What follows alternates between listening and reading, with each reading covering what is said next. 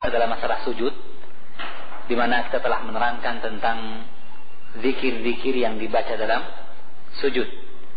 Juga telah kita dapatkan keterangan tentang larangan membaca Al-Quran dalam sujud, yang dia adalah perkara yang telah dibahas pula pada pembahasan tentang ruku'.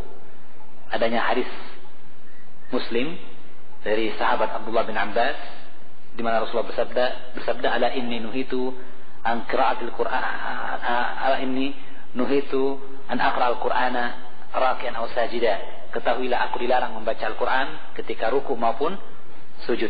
Ya, maka kalau begitu ketika sujud tidak dibenarkan seseorang membaca Al-Quran. Dan larangan ini menurut pendapat yang kuat di antara para ulama hukumnya haram. Hukumnya haram. Tetapi tidak berarti membatalkan sholat jika seseorang membaca Al-Quran ketika dia ruku atau sujud. Sholatnya sah, tetapi ia telah berdosa karena melanggar larangan Nabi sallallahu alaihi wasallam atau larangan dari Allah, di mana Allah telah melarang kepada nabinya sallallahu alaihi wasallam untuk membaca Al-Qur'an ketika ruku dan sujud, dan larangan bagi Nabi sallallahu alaihi wasallam adalah larangan bagi umatnya. Juga mungkin telah kita bahas tentang disunnahkannya pula memanjangkan sujud. Ya, sudah ya? Sudah. Artinya bahwa secara umum ada keterangan yang menunjukkan kepada kita bahwa memperpanjang sujud adalah perkara yang disunnahkan, meskipun tentunya imam menjaga keadaan makmum. Tetapi dalam hadis Hudzaifah ibn Yaman, ketika ia mensifatkan salat malam Nabi sallallahu alaihi wasallam, maka Rasulullah ketika membaca dalam rakaat salatnya surah Al-Baqarah, An-Nisa dan Ali Imran, maka kemudian beliau ruku mendekati berdirinya, dan i'tidal mendekati ruku'nya, dan sujud mendekati berdirinya. Jadi sujudnya mendekati berdirinya, berarti juga panjang, cukup panjang sujud beliau sallallahu alaihi wasallam. Maka ini menunjukkan kepada kita bahwa dia adalah perkara yang disunnahkan, dengan kaitan bahwa dia dikaitkan atau disesuaikan dengan panjangnya bacaan, ya. Tetapi tentunya ini tetap dengan melihat keadaan makmum atau jamaah seluruhnya. Jika mereka tidak menganggap ada permasalahan dengan panjangnya bacaan dan ruku, maka bagi makmum melaksanakannya. Adapun jika jamaah berkeberatan, atau ada di antara jamaah yang dia sakit, atau kebanyakan atau ada orang tua atau anak-anak, maka kemudian imam menyesuaikan keadaan bacaan, demikian pula ruku dan sujudnya. Wallahu a'lam bishawab. Tetapi kita dapatkan pula keterangan yang menunjukkan kepada kita bahwa boleh pula dalam keadaan tertentu seorang imam memanjangkan sebahagian sujudnya dari sujud yang lainnya, ya. Dan mungkin ada baiknya kita bacakan kembali hadis tersebut, yang dia adalah hadis yang dikeluarkan oleh Imam Ibnu Khuzaimah dalam sahihnya dari hadis Abdullah bin Mas'ud, di mana disebutkan oleh Abdullah bin Mas'ud, kana sallallahu alaihi wasallam yusalli, adalah Nabi salat, fa idza sajada, maka ketika beliau sujud, wasiba al-Hasan wal Husainu ala dhahrihi, maka tiba-tiba meloncat atau bergeraklah Hasan dan Husain di atas punggung beliau. Fa idza mana'uhuma, maka jika para sahabat melarang Hasan dan Husain, dan larangannya tentunya dalam bentuk isyarat atau gerakan, bukan dalam bentuk ucapan, karena ucapan membatalkan salat. Asyara ilaihim an da'auhuma, maka Rasulullah berisyarat kepada jamaah an da'auhuma, bahwa biarkan mereka berdua itu. Jadi ibaratnya mungkin ketika sedang rukuk tadi, mungkin ada, atau sujud, ada orang yang mungkin menahan kedua anak tersebut untuk naik ke atas punggung Rasulullah. Maka kemudian Rasulullah berisyarat, ya, mengatakan ya biar saja, tidak mengapa, biarkan kedua anak tersebut. Falamma qada salata, maka setelah Nabi sallallahu alaihi wasallam menunaikan salatnya, selesai dari salatnya, setelah salam, wada'ahuma fi hijrihi, maka beliau meletakkan keduanya di atas pangkuannya.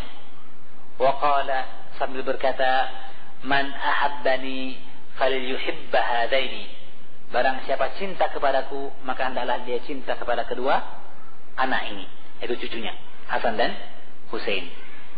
Maka di sini kita dapatkan keterangan yang menunjukkan bahwa Rasulullah sallallahu alaihi wasallam pastilah memanjangkan rukunya ketika ia ditunggangi oleh kedua cucunya ini.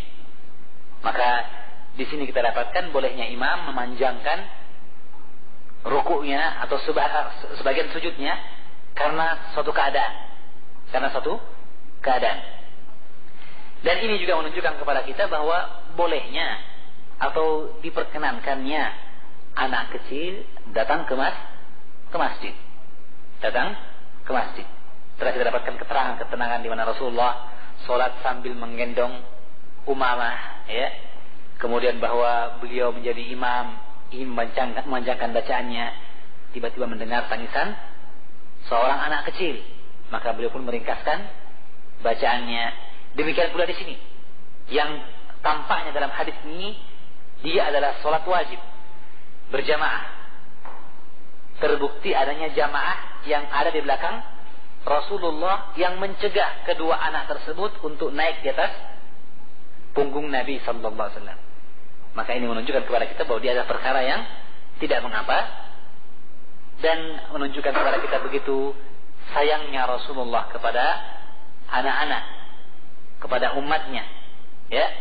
Dan bahkan beliau pun berwasiat, man ahabbani, barang siapa yang cinta kepadaku, maka merupakan keharusan dan konsekuensi dari kecintaan kepadaku, ia cinta kepada keluarga Nabi, kepada dua orang cucu Rasulullah sallallahu alaihi wasallam, yang keduanya adalah Sayyidah Syababi Ahli Jannah, yang keduanya adalah pemimpin dari para pemuda surga.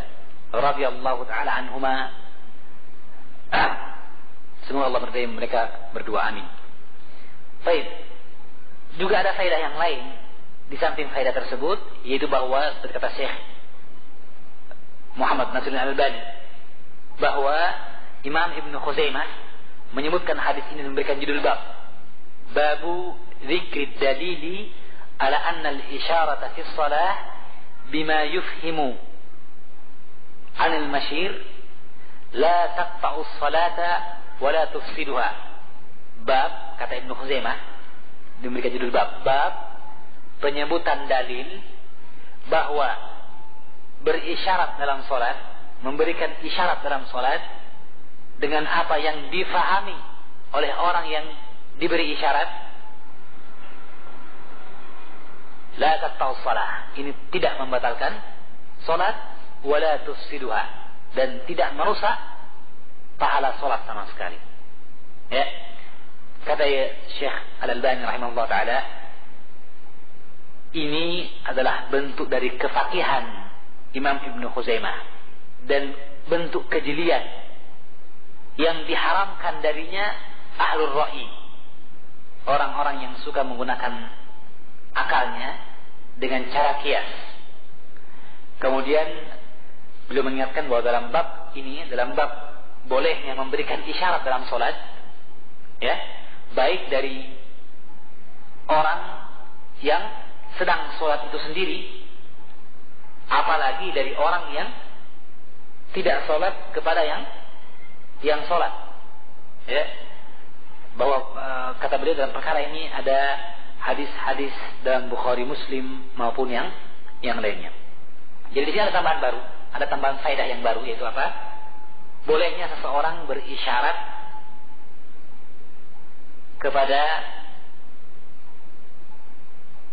orang lain meskipun dia dalam keadaan sholat, ya, dan isyarat itu meskipun akhirnya dapat dipahami, isyarat yang mungkin untuk difahami. Paham ya maksudnya? Jadi ketika terjadi keadaan seperti itu, maka Rasulullah memberikan isyarat. Nah, ini menunjukkan kepada kita bahwa sholat dengan memberikan isyarat tidak mengapa. Ya, tidak mengapa. Sebagian orang, itu ahlul ra'i atau mazhab Abu Hanifah, mengatakan tidak boleh memberikan isyarat. Ya. Tetapi mereka justru membolehkan seseorang misalnya menjawab dengan satu bacaan Al-Quran yang mungkin berkaitan dengan apa yang difahami oleh orang luar. Ya, misalnya, ya, ada seorang yang sedang sholat, kemudian ada ibunya mungkin bertanya, di mana kunci kau taruh?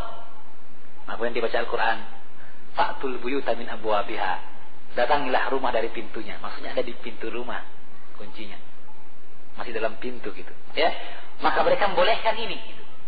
Karena ini kan katanya bukan perkataan, hanya bacaan saja Al-Quran gitu, yang difahami oleh orang yang bertanya. Tapi kalau berisyarat tidak boleh katanya. Jadi ini ada perkara yang aneh ya. Sebab kalau kita lihat keterangan hadis Rasulullah, ternyata justru isyarat dibolehkan. Justru isyarat dibolehkan. Dalam hadis ini, demikian pula dalam hadis-hadis yang lain. Seperti misalnya yang mungkin pernah kita bahas juga, ketika Rasulullah tidak mampu untuk menjadi imam, maka ia memerintahkan Abu Bakar As-Siddiq sebagai imam. Hadis Sahih Bukhari Muslim. Maka ketika Abu Bakar menjadi imam, Rasulullah tiba-tiba merasa agak enak badannya. Wajada fi nafsihi khiffah, agak ringan sakitnya. Maka beliau pun keluar untuk berjamaah menjadi makmum bagi siapa? Bagi Abu Bakar As-Siddiq. Maka melihat Rasulullah tiba datang, maka para sahabat bertepuk tangan, ya, memperingatkan Abu Bakar As-Siddiq.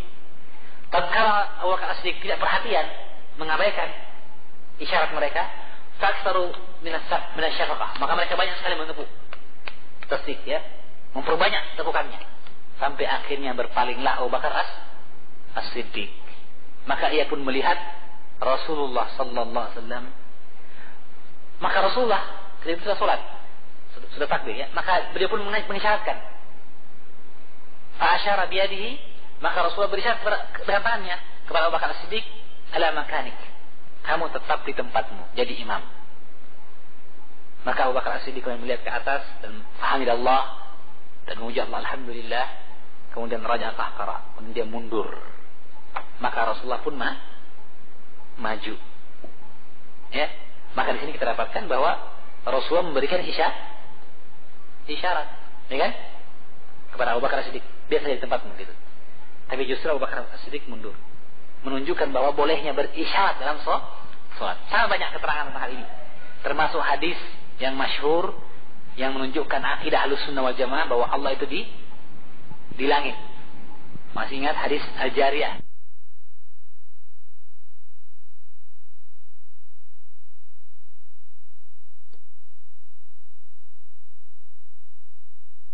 Bahwa boleh berbicara dalam sholat. Maka suatu ketika dia pun datang, maka dia kemudian datang dan menyangka bahwa masih boleh berbicara dalam sholat. Ketika mendengar seseorang bersin dan memuji Allah, alhamdulillah, maka ia pun berkata, yarhamukallah, dia doakan, ya.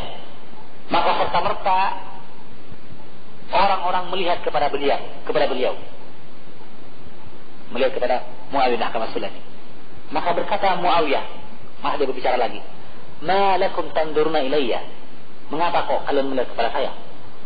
Masih berbicara dalam salatnya, ya. Sampai kemudian fasakatuni, maka mereka semua menyuruh saya diam, tapi dengan isyarat untuk diam. Maka diamlah Muawiyah bin Sulami. Setelah salat Rasul memanggilnya dan kata Muawiyah, aku tidak pernah melihat seorang pengajar, muallim, muaddib yang lebih sopan, yang lebih tenang dibanding Rasulullah sallallahu alaihi wasallam. Maka beliau tidak menyalahkan aku, tidak mencerca aku. Hanya beliau mengatakan, inna hadhihi shalah salat ini la yasluhu fiha syai'un min kalamin nas. Salat kita ini tidak layak padanya perkataan manusia. Ya, jadi artinya diingatkan dia bahwa dia tidak boleh berbicara. Intinya apa? Para sahabat berisyarat kepada siapa? Muawiyah bin Hakam as-Sulami. Mungkin kita mengatakan ini kan para sahabat. Mungkin Rasulullah tidak tahu, ya kan? Kita mengatakan tidak. Bahwa Rasulullah mengetahui. Dan ini mukjizat Nabi sallallahu alaihi wasallam. Meskipun ia menghadapkan wajahnya ke arah kiblat, melihat ke tempat sujudnya, tetapi kata beliau harusnya, "Fa inni arakum min wara'i dhahri." Aku sungguh melihat kalian di balik punggungku. Ini kekhususan Rasulullah. Artinya pastilah dia tahu kejadian yang terjadi di belakang dari bentuk isyarat-isyarat. Ya. Yang kalau dia berbahaya, merusak salat, apalagi membatalkan salat, pastilah Nabi sallallahu alaihi wasallam akan mengingatkan, akan melarang. Ya. Makanya menunjukkan kepada kita bahwa isyarat adalah perkara yang dibolehkan. Tetapi kita ingatkan, ini bukan berarti seseorang kemudian menghabiskan atau mengisi sholatnya dengan isyarat-isyarat. Ya. Seperti orang yang berbicara dengan seorang yang bisu. Ya. Mulai dari takbir rakaat pertama sampai rakaat keempat terus berisyarat, ya. Tidak, ya. Ini keluar dari batasan sholat itu sendiri. Ya. Wa qumu lillahi qanitin. Hendaknya mereka atau orang yang sholat itu menundukkan dirinya kepada Allah, ya, bermunajat kepada Allah Subhanahu wa taala. Tetapi tentu saja jika ada keadaan tari, keadaan yang baru terjadi, satu urusan yang mendesak, yang ia ditanya, yang mungkin dijawabnya dengan isyarat, maka tidak mengapa ia menjawabnya dengan isyarat. Ma ja'ala 'alaikum fid din min haraj. Wa ma ja'ala 'alaikum fid din min haraj. Dan Allah tidak menjadikan dalam agama ini kesempitan. Ya. Wallahu a'lamu bissawab.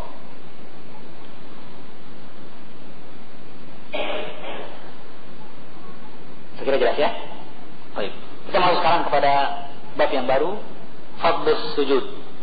Fadlus sujud. Keutamaan sujud. Baik. Kita ingatkan dalam perkara ini bahwa sesungguhnya sujud adalah diantara rukun salat yang utama, di antara rukun-rukun salat yang lainnya. Atau dengan kata lain, salah satu di antara rukun yang paling utama di dalam salat. Kita tahu ada banyak rukun dalam salat, ya kan? Seperti membaca Al-Fatihah, qiyam berdiri, ya, kemudian ruku dan tumaknina, i'tidal dan tumaknina, kemudian sujud dan tumaknina. Maka di antara sekian banyak rukun dalam salat, sesungguhnya sujud di antara rukun yang paling utama. Mengapa?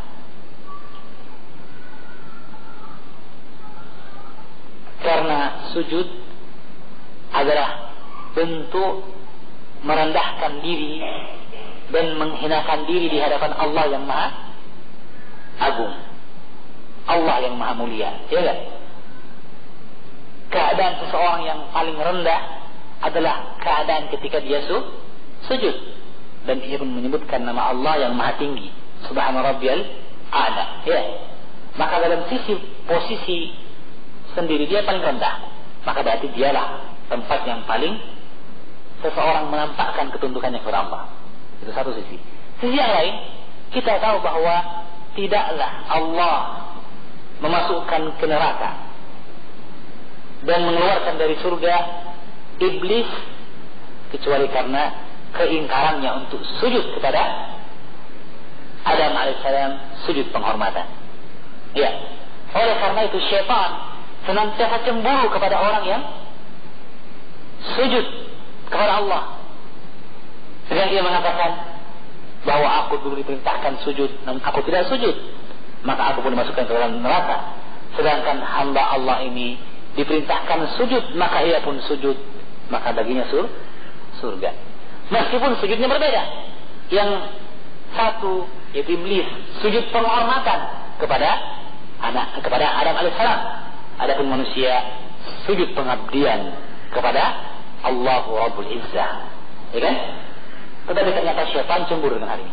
Maka ini menunjukkan bahwa perkara yang menimbulkan kebencian, kecemburuan syaitan adalah perkara yang disyariatkan. Ya. Seperti misalnya berisyarat dengan telunjuk ketika tasyahud. Yang kata Rasulullah, la hiya ashaddu 'ala asy-syaitani min al-hadid. Sungguh dia sangat menyakitkan bagi syaitan lebih dari tusukan besi. Makanya perkara yang disyaratkan. Ya.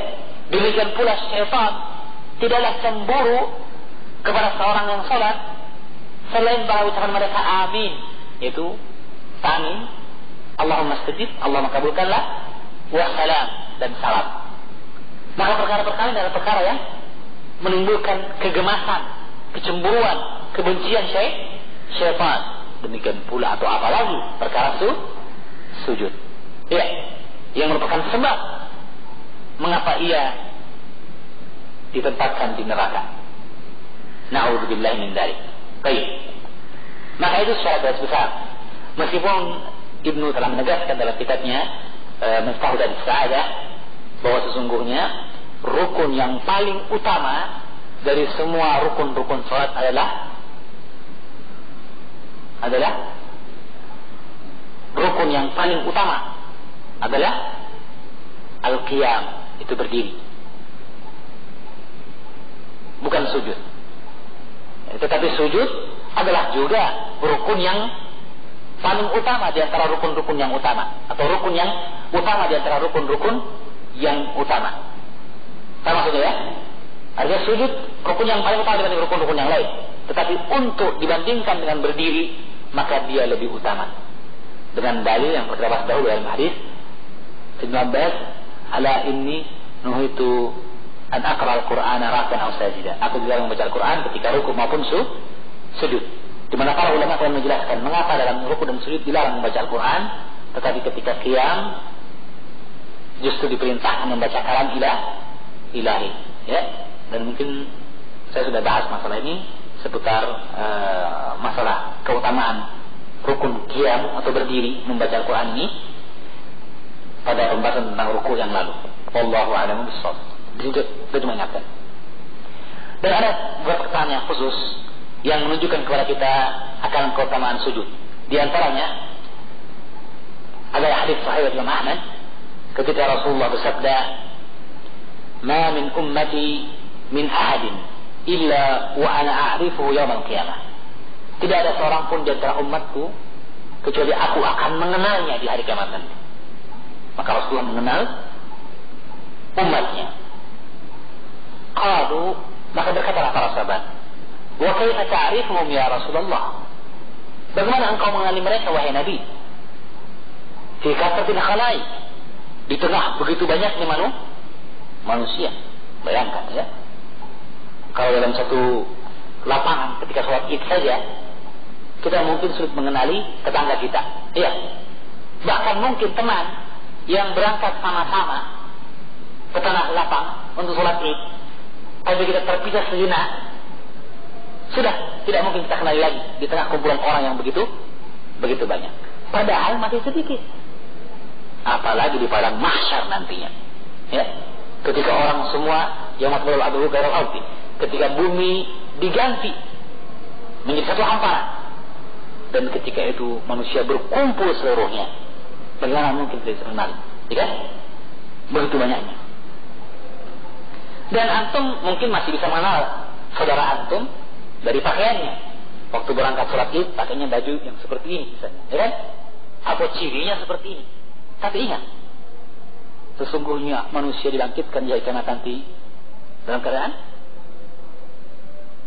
hufatan, uratan, gurlan, buhman, dalam keadaan telanjang kaki, tidak beralas, tidak bersendal, ya, telanjang, tidak berpakaian, selembar benang pun tidak ada yang menutupinya, dan dalam keadaan uratan, gurlan, tidak berkhitan, kembali seperti ketika dia dilahirkan. Subhanallah. Jadi kira-kira macam yang mengenali. Luar biasa ya? Amat sulit. Di dunia mungkin masih bisa janjian. Nanti kalau sholat Id pakai baju ini ya, baju hijau ya, supaya kita grup hijau misalnya semua. Ya, mungkin. Tapi di sana tidak. Maka berkata para sahabat, "Kaifa ta'rifuhum ya Rasulullah? Fi kathratil khalaiq." Ketika banyaknya manusia seperti itu. Qala, maka berkata Rasulullah SAW, "Ara'aita law dakhalat siratan fiha atau law dakhalta siratan fiha khailun duhmun buhmun wa fiha farsun agharrun muhajjalun ama kunta ta'rifuhu minha?" Kata Rasulullah menggunakan kias, analogi, mendekatkan pemahaman. Kata beliau, "Bagaimana pendapatmu jika engkau masuk di sebuah kandang?"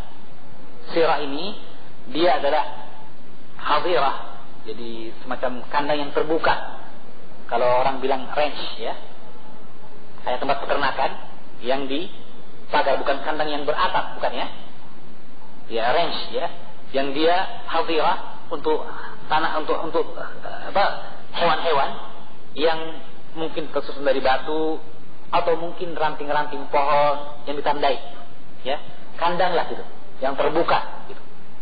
Kata beliau, kata Rasulullah, "Bagaimana pendapat kalian jika kalian masuk ke kandang seperti ini yang di sana ada khailun, ada kuda-kuda yang dia duhmun buhmun, ya, yang kuda-kuda tersebut duhmun buhmun, yang warnanya semua pirang atau keabu-abuan semua, ya, sama semua. Wafiha, dan di antaranya ada farsun, ada kuda yang agharrun muhajjal, yang di depannya bercahaya, gurrah, ya, yaitu bayab pada bagian dahi, yang kuda mahal, biasa orang bilang kuda Arab, yang ada kayak kotak putih di dahinya, ya. Muhajjal, demikian pula bahagian kaki, muka dan belakangnya ada garis-garis putihnya atau berwarna putih. Kuda istimewa, ya. Tidakkah engkau akan mengetahui kuda yang seperti ini di antara kuda yang seperti itu? Pasti menyolok, tampak kelihatan, ya kan? Pasti. Bala, kata para sahabat, bala, ya, kami akan tahu. Dari jauh pun terlihat, oh ini dia, tampil beda sendiri, ya.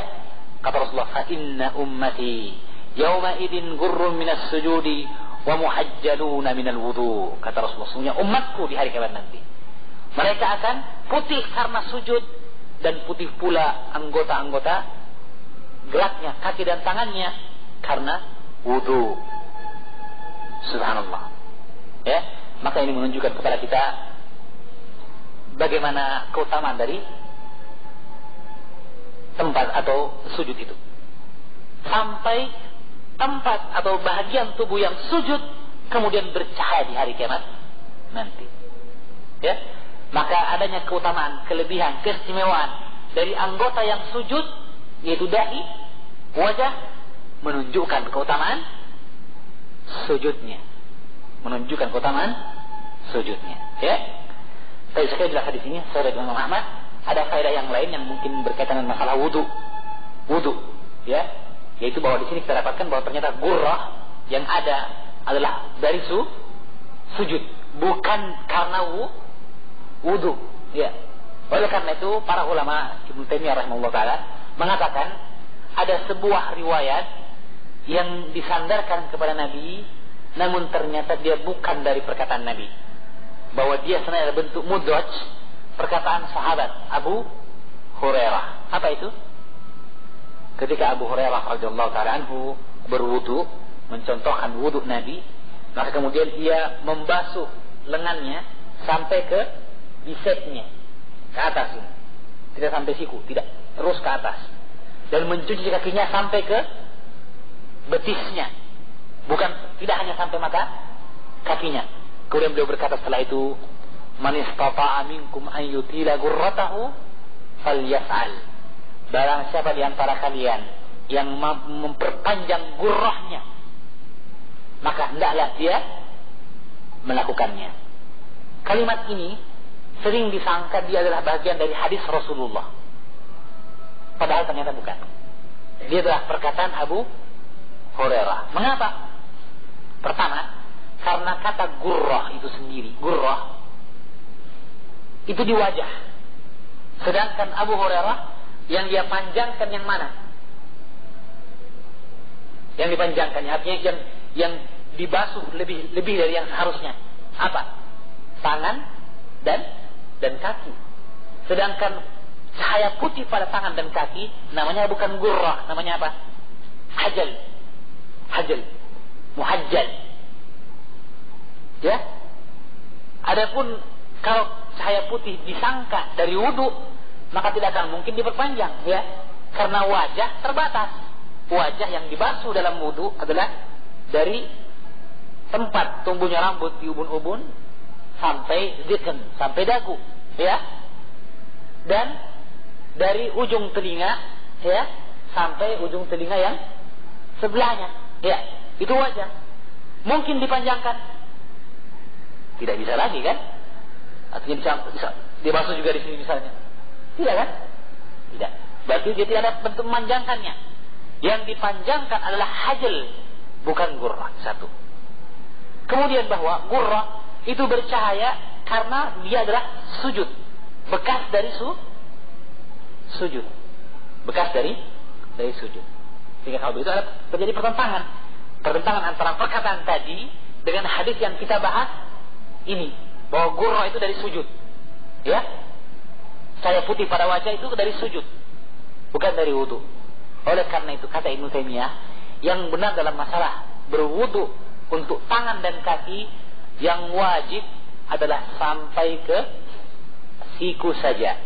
Karena hadis Rasulullah, jika dia berwudu, adaralna ala mirfaqaihi, maka beliau memutarkan air pada sikunya. Ya. Adapun lebih dari itu maka tidaklah disyariatkan. Tidaklah disyariatkan. Barang siapa melakukannya karena menyangka dia disyariatkan atau ada tuntunan Rasulullah dari hadis Abu Hurairah, maka dia telah keliru. Karena perbuatan Abu Hurairah, meskipun dia mencontohkan secara umum wudu Nabi, tapi ketika ia memanjangkan, membasuh lengan sampai ke bisek, maka ke bisek ini adalah ijtihad, keputusan yang diambil oleh Abu Hurairah radhiyallahu taala anhu, bukan dari perbuatan Rasulullah sallallahu alaihi wasallam atau sifat wudu Nabi sallallahu alaihi wasallam. Saya jelas, ya. Ini katanya dalam masalah wudu, ya.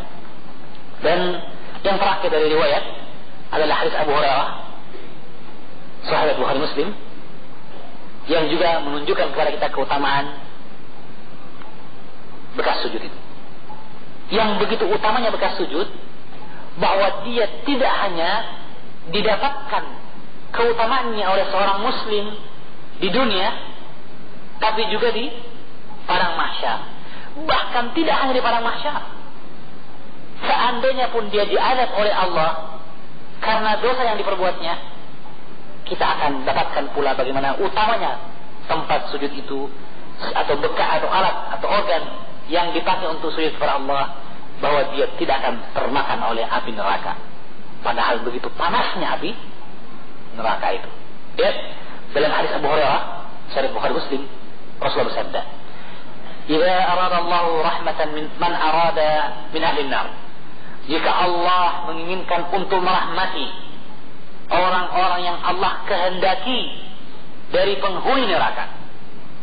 Jadi ada pula ternyata di antara penghuni neraka yang masih akan merasakan rahmat Allah. Menunjukkan rahmat Allah begitu luas. Dzul rahmatil wasi'ah. Begitu rahmatnya Allah. Sampai sebagian ahli neraka yang diadab oleh Allah pun akhirnya masih dirahmati oleh Allah Subhanahu wa taala. Ya. Dan benarlah sabda Nabi ketika ia menyebutkan riwayat yang ia dengarkan atau dapatkan dari Allah Subhanahu wa taala, bahwa Allah berfirman, "Inna rahmati tasbiqu ghadabi." Sesungguhnya rahmatku, kata Allah, itu mendahului kemurkaannya. Lebih dominan rahmat Allah daripada kemurkaan. Sehingga kalau seandainya murka Allah ini ditunaikannya, maka tidak akan selamat seorang pun di muka bumi ini. Karena pasti kita senantiasa lupa akan syukur nikmat, lalai dari taat kepada Allah Subhanahu wa taala.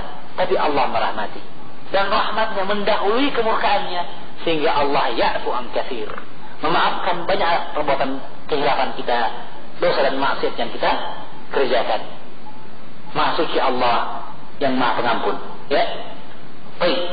Maka tentunya siapa orang yang dirahmati itu? Tidak semua penduduk neraka tentu saja. Siapa dia? Dia adalah al-muwahhidin, orang-orang yang bertauhid dari penduduk neraka. Atau orang-orang muwahhid yang bertauhid yang melakukan dosa besar. Orang yang melakukan dosa besar sehingga dia diazab oleh Allah. Tetapi kemudian ada pada hatinya keimanan, ada pada dirinya tauhid, yang karenanya Allah kemudian merahmati mereka. Maka berkata Rasulullah, amarallahu malaikata, maka Allah merintahkan kepada para malaikat, ayyukhriju man ya'budallah, agar mereka mengeluarkan dari neraka setiap orang yang menyembah kepada Allah Subhanahu wa ta'ala.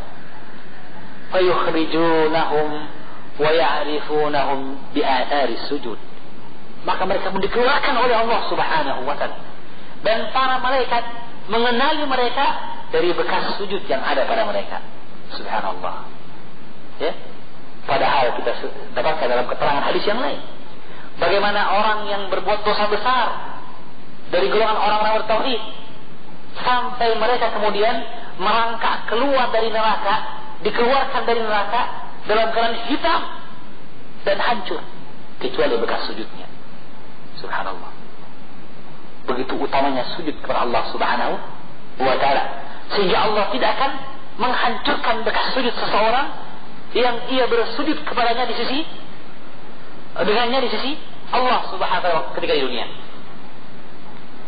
Wa kata Rasulullah, wa harramallahu 'alan nari an ta'kula athar sujud, maka Allah mengharamkan kepada neraka untuk memakan bekas sujud. Subhanallah. Neraka yang adalah makhluk ciptaan Allah, yang diciptakan hanya untuk menyiksa orang-orang yang durhaka, toh ternyata masih menghormati bekas sujud seseorang yang bersujud dengannya kepada Allah Subhanahu wa ta'ala. Tidakkah ini menjadi bentuk yang mendorong kita untuk memperbanyak sujud kepada Allah Subhanahu wa ta'ala, agar kemudian kita mendapatkan keselamatan di hari yang tidak bermanfaat harta dan keturunan, kecuali orang yang datang dengan hati yang bersih, dengan tauhid, yang meskipun Allah menetapkan baginya siksaan nantinya, tetapi dengan keutamaan sujudnya kepada Allah, bahwa bahagian tubuh yang sujud kepada Allah tidak akan termakan oleh api, dan akhirnya ia pun akan ditempatkan oleh Allah ke surganya. Subhanallah. Tempat kembalinya nanti adalah di surga. Ya. Kata Rasulullah, fa yakhruju minan nar fa kullu ibni adam ta'kuluhu an-nar illa adra sujud, maka mereka pun dikeluarkan dari neraka, dan setiap anak Adam akan dimakan dan dihancurkan oleh api neraka kecuali bekas sujud. Hadisnya sahih Bukhari. Ya, menunjukkan kepada kita keutamaan yang besar dari sujud. Karena itu ketika seorang sahabat berkata kepada Rasulullah, ya Rasulullah, ya, dullani ala amalin yudkhilul jannah, wahai Rasulullah, tunjukkan atas sebuah amalan yang aku akan masuk dalam surga dengannya. Ya, maka dengan kata Rasulullah, Allah an aku min ahli jannah, berdoalah kepada Allah wahai Rasulullah agar aku menjadi penduduk surga. Ya, atau dalam riwayat yang lain, as'aluka murafaqatal jannah, aku minta wahai Rasulullah untuk bersamamu di surga nanti, dekat denganmu. Maka apa jawab Rasulullah? Fa'inni ala nafsika bikasratis sujud, maka tolonglah aku untuk dirimu sendiri dengan memperbanyak sujud kepada Allah Subhanahu wa ta'ala. Artinya engkau minta syafaat dariku, pembelaan dari Rasul sallallahu alaihi wasallam. Namun ketahuilah bahwa pembelaan itu hanya akan diberikan kepada orang yang Allah ridai. Maka perbanyaklah sujudmu kepada Allah, niscaya Allah akan ridha kepadamu, dan ketika itu pembelaanku kepadamu akan diterima oleh Allah Subhanahu wa ta'ala. Fa inni ala nafsika bikasratis sujud, maka tolonglah aku untuk kemenangan dirimu, untuk kebahagiaanmu di akhirat dengan memperbanyak sujud kepada Allah Subhanahu wa ta'ala. Tentunya sujud yang sesuai dengan sunnah Nabi sallallahu alaihi wasallam. Oleh karena itu, jika sujud memiliki keutamaan seperti ini, maka tidak layak bagi kita untuk melewatkan perkara ini. Ya. Namun perkara yang penting kita ingatkan dalam kaitannya konteks sifat salat Nabi adalah bahwa sujud bukanlah sekedar menempelkan dahi ke tanah. Ya. Ini juga kita harus ingat. Ya. Karena sesungguhnya ketika dia suatu perkara yang utama, suatu amal yang mulia, yang bekas sujudnya saja, anggota tubuh yang sujud saja mendapatkan kemuliaan yang begitu besar di akhirat nanti, maka pastilah dia berkaitan pula dengan konsekuensi dan tanggung jawab, berkaitan dengan syarat dan ketentuan. Yang boleh jadi seseorang sujud berjam-jam begitu lama, tetapi kemudian ia tidak mendapatkan keutamaan sujud ini dan tidak mendapatkan kemuliaan dari bahagian tubuh yang sujud kepada Allah. Mengapa? Karena sujud yang dilakukannya sujud hanya dalam bentuk gerakan, sementara hatinya penuh dengan kesombongan. Dan cukuplah sebagai bukti kesombongan ketika seorang sujud tidak sesuai dengan tuntunan Rasulullah sallallahu alaihi wasallam. Ya. Cara sujud yang benar dalam salat diabaikan, dianggap sepele. Bahkan dia menganggap bahwa, atau dia dengan perbuatannya menampilkan seolah-olah dia lebih paham tentang cara sujud yang benar dibanding Rasulullah sallallahu alaihi wasallam. Sebagian mazhab di antara para fuqaha menganggap bahwa sujud cukup dengan inhina. Artinya apa? Sekedar tunduk saja. Sampai bahkan dahi pun tidak menyentuh ke tanah. Subhanallah.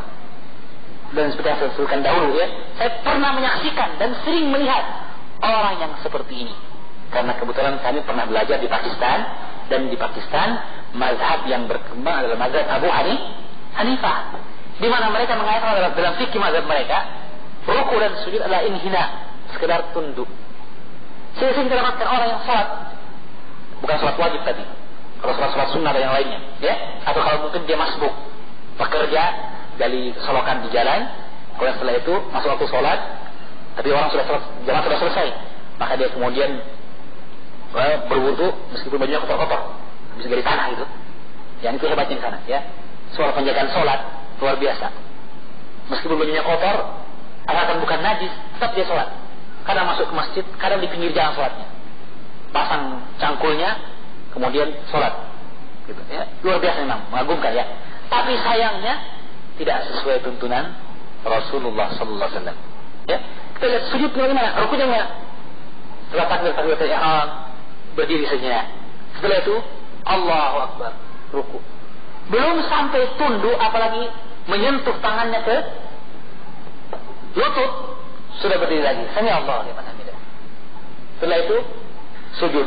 Sujud pertama masih menyentuh tanah. Allah. Setelah itu tidak. Allahu Akbar. Setelah itu sujud kedua sudah tidak lagi.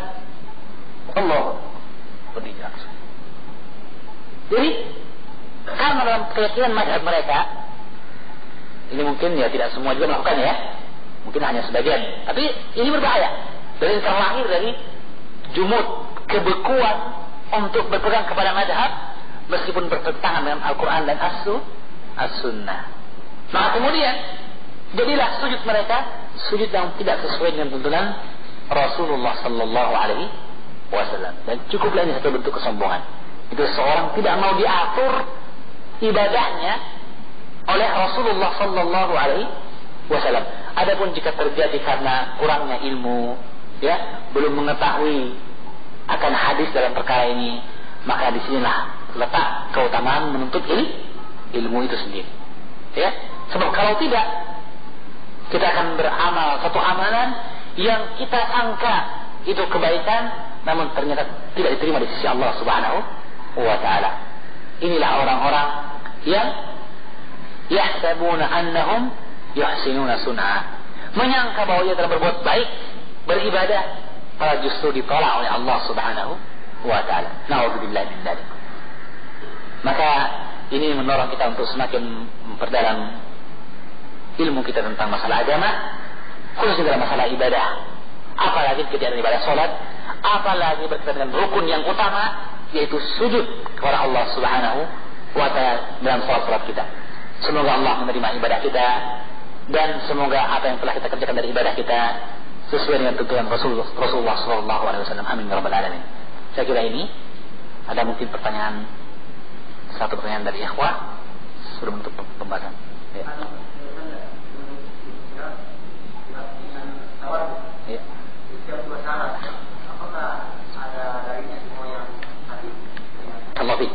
Nah, sebenarnya akan datang pembahasannya. Tapi tidak mengapa kita ringkaskan sedikit untuk pembahasan rincinya. Kita akan bahas nanti pada masalah duduk istirahat. Jadi tentang istirahat pada sholat yang 2 rakaat maksudnya, baik sholat subuh atau sholat sunnah yang 2 rakaat. Ada khilaf yang masyhur di kalangan para ulama. Setelah mereka bersepakat untuk mengembalikan perkara kepada hadis Nabi sallallahu alaihi wasallam. Maka ada 3 mazhab yang ma'ruf, ya. Mazhab yang pertama mengatakan bahwa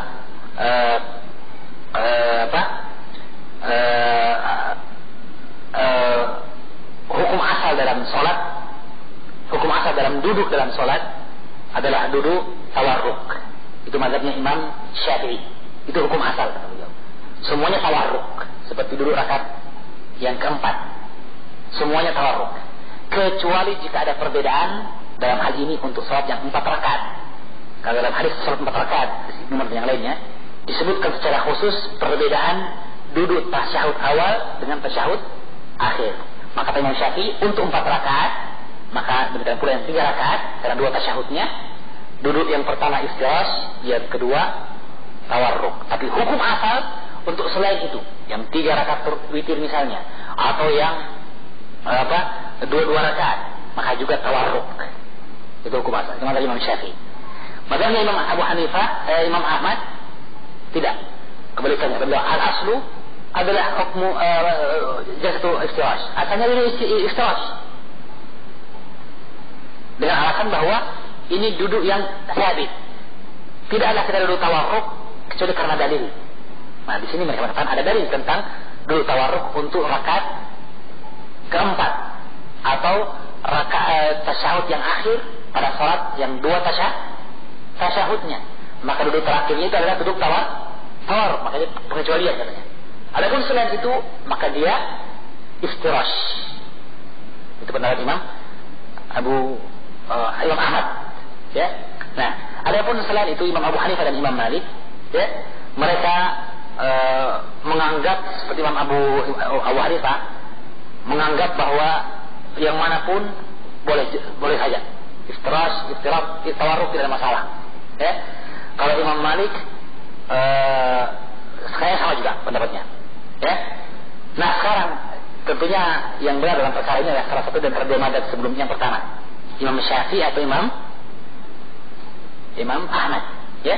Nah, sekarang apa dalil yang dipakai oleh Imam Ahmad dan Imam Syafi'i untuk mengatakan bahwa asal adalah tawarruk, dan selain itu maka dia adalah istirahat?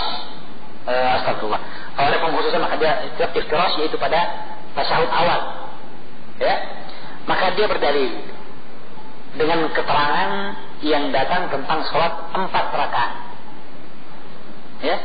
Adapun keterangan tentang hadis yang 2 rakaat, ya, tidak ada kecuali dalam bentuk duduk istirahat.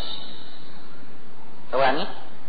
Adapun keterangan tentang yang 2 rakaat tidak ada kecuali duduk istirahat, yang dia merupakan dalil yang dipakai oleh Imam Ahmad. Kalau begitu yang 2 rakaat itu istirahat dengan hadis Urwah bin Zubair, ya. Juga hadis Abdullah bin Umar bahwa Rasulullah sholat 2 rakaat alladzi fi salam, yang ada pertanyaan salam, maka Rasulullah dulu istirahat. Dia menancapkan kakinya yang kanannya dan duduk pada telapak kirinya. Ya, maka ini duduk iftirash berarti. Ini pada salat 2 rakaat. Hadis riwayat Nasai juga ada dan yang lainnya. Maka hadis ini kata Imam Syafi'i, ini untuk iftirash ya, untuk salat 2 rakaat katanya, ada salamnya. Imam Syafi'i mengatakan ini hadis yang terpotong. Sebenarnya hadis ini adalah hadis tentang 4 rakaat. Yang kemudian diambil bahagian tasyahud awalnya sehingga terkesan seolah-olah dia adalah salat 2 rakaat yang tidak punya tahiyat awal, yang berarti duduknya istirahat. Padahal sebenarnya dia salat 4 rakaat itu. Itu kata Imam Asy-Syafi'i. Sedangkan kalau kita lihat keterangan hadisnya, memang menunjukkan salat 2 rakaat yang paling ada salam. Ya, yang hukum asal riwayat seperti ini tidak boleh kita katakan bahwa dia hadis terpotong. Sehingga dengan itu Imam Ahmad mengatakan duduk iftirash adalah duduk yang sah digunakan untuk setiap sholat 2 rakaat. Yang 2 rakaat maksudnya. Nah, jadi ini mansya khilafnya, ini titik khilafnya. Jadi Imam Ahmad mengatakan duduk 2 rakaat, sholat 2 rakaat, duduknya istirahat. Kenapa? Karena ada dalil yang khusus memang. Ada dalil yang khusus, keterangan yang jelas tentang hal ini. Hanya saja Imam Syafi'i menolak hadis tersebut dengan mentakwilkan, dengan memahaminya dengan pemahaman bahwa ini adalah hadis yang terpotong. Potongan hadis. Yang dia adalah penyebutan tasyahud awal pada sholat yang 2 tasyahudnya. Wallahu a'lam bishawab. Dan dalam hal ini kami sendiri lebih cenderung kepada pendapat Imam Ahmad. Karena untuk mengatakan bahwa ini hadis terpotong, ini harus ada dalil keterangan yang tegas tentang masalah tersebut, ya, dan cara mengumpulkan jalan-jalan hadis itu. Kemudian yang kedua, mengatakan bahwa terpotongnya hadis seperti ini bisa menjadi alasan bagi ditakwilkannya atau ditolaknya hadis-hadis yang lain dengan alasan bahwa boleh jadi dia hadis potong, hadis yang dipotong-potong. Yang jelas bahwa dia ada hadis yang 2 rakaat sholatnya yang padanya ada salam, yang ada zikir taslim, yang padanya ada salam. Berarti dia berapa? Dulu 2 rakaat yang dia istirahat, ada salamnya di situ. Sehingga dengan demikian kita mengatakan bahwa yang zahir dari hadis ini bahwa dia adalah sholat 2 rakaat titik. Yang dulunya apa? Istirahat. Sehingga dengan demikian kita mengatakan, kita merujukkan pendapat tersebut. Perkara bahwa Imam Masjidil Haram duduknya tawarruk, maka ini berarti pertama dia merujukkan pendapat Imam Syafi'i. Kemudian yang kedua, mungkin dasarnya tadi kita sebutkan tadi. Dan ini disebutkan oleh Syekh Ali Bassam dalam Syarah Taysir Al-Alam dan Taysir Al-Alam Syarah Umdatul Ahkam tentang permasalahan, dan saya Taysir Al-Alam sudah terjemahkan. Bukunya sudah terjemahkan. Syarah Umdatul Ahkam sudah terjemahkan, dan antum bisa lihat dalam terjemahannya itu mungkin dalam juz yang kedua tentang atau jilid yang kedua dari buku terjemahannya, antum akan dapatkan keterangan tentang hal ini dalam kitab tersebut. Wallahu a'lamu bishawab. Kita akan coba nanti uraikan hadisnya yang menjadi pokok permasalahan dalam masalah ini, ya, dalam babnya. Wallahu a'lamu bishawab. Ini para ulama bersiap tentu saja. Ya, artinya semua punya dalil dalam hal ini. Cuman dalam perkara ijtihad seperti ini, ya, tentunya kita berusaha mencari yang aqrab ila dalil, yang paling dekat kepada dalil. Setelah itu karena masalah ijtihadiyah, maka tidak boleh kita menyesatkan orang yang mengambil pendapat Imam Syafi'i dalam hal ini. Tidak boleh. Tidak ada sistem penyesatan di sini. Yang berapa adalah bentuk munaqasyah, ya, diskusi, ya. Kemudian kita melihat mana yang paling kuat, paling dekat kepada kebenaran. Wallahu a'lamu bishawab. Tidak boleh.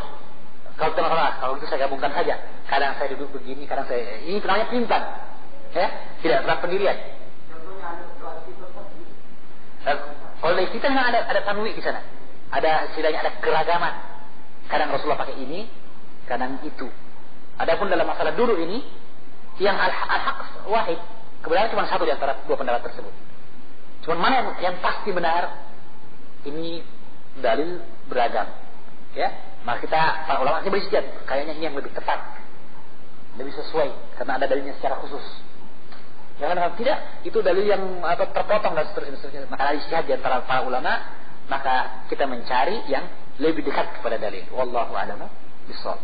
Tidak boleh kita kenapa ini pakai kenapa itu. Karena ini namanya pertama pelimpan, kemudian yang kedua kita berarti beramal tidak dengan ilmu dalam permasalahan ini. Maka yang bagusnya kita coba lihat dalilnya. Setelah itu kita pilih yang lebih dekat kepada dalil menurut pengetahuan kita selama ini. Ya. Perkara nanti akan saya lihat, oh tidak, saya cocok pendapat yang lain lagi. Maka tidak mengapa berpindah ke pendapat yang lainnya asalkan dengan dasar dan dalil. Artinya ada keterangan. Saya lebih kuat dapatkan penjelasan baru, lebih kuat yang ini. Saya tinggalkan yang lama, enggak mengapa. Kata Imam Ibnu Taimiyah, ini bukanlah bentuk dari orang yang tidak punya penelitian, tidak. Justru dia beralih ke pendapat yang lain karena ada keterangan baru yang ia dapatkan yang dulu belum dia ketahui. Maka ini terpuji. Tidak mengapa yang seperti ini. Wallahu a'lamu bishawab. Ya, saya kira ini